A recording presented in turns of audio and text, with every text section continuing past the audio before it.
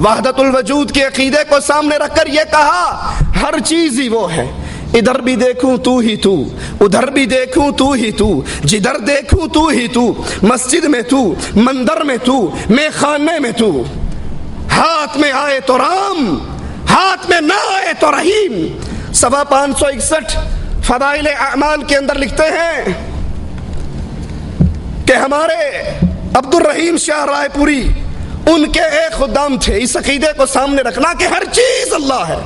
اس کے لیے من گھڑت جھوٹی روایت کنت کنزا مخفیا، چھپا ہوا خزانہ تھا، اپنا آپ ظاہر کرنا چاہا، پھر دنیا میں جو کچھ ہے یہ میرا ہی روپ ہے۔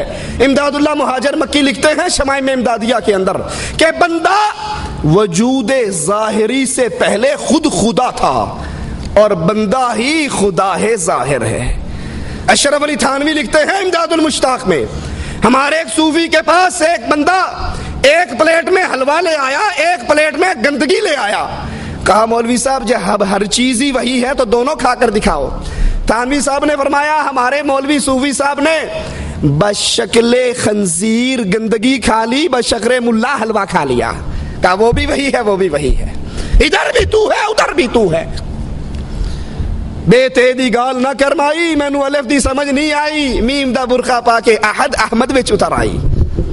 صفحہ 561 فضائل اعمال پر لکھتے ہیں فضائل ذکر میں کہ ہمارے عبد الرحیم شاہ کے خدام تھے، کئی روز استنجا کرنے اس لیے نہیں جاتے تھے کہ انہیں وہاں پر بھی نور نظر آتا تھا، وہاں پر بھی گندگی کے اندر بھی نور تھا۔ ہر چیز ہی اللہ ہے، ہر چیز میں اللہ ہے، ہر چیز اللہ کی صورت ہے۔ نعوذ باللہ گندگی کے اندر بھی ان کو اللہ کے انوار نظر آتے تھے، اس لیے باتھ روم کے اندر بھی نہیں جا سکتے تھے۔